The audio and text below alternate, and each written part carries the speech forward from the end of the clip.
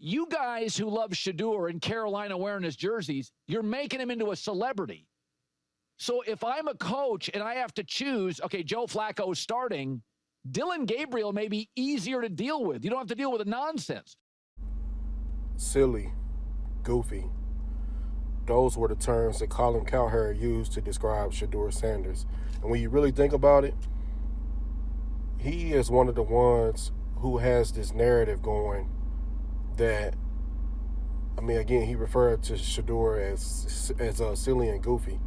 But in all honesty, in the beginning of that video, he talks about how Shedeur fans are the ones who has Shedeur in this media frenzy where people are all up in arms and stuff like that, and basically blame Shedeur for the comments that Dylan Gabriel made about him.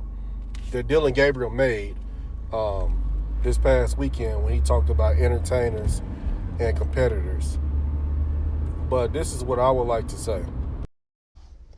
A lot of the noise that surrounds Shedeur Sanders isn't even noise that he's created. It's noise by the media.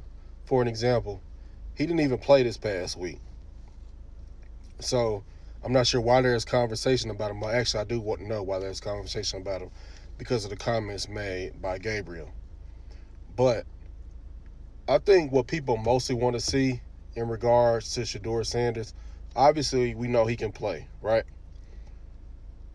All of the external stuff that people are creating that is not coming from Shedeur is the stuff that people have an issue with. That's why Shedeur Sanders fans go so hard for him, because people like Colin Cowherd and other people in the media like Dan Orlovsky, for an example, minimizing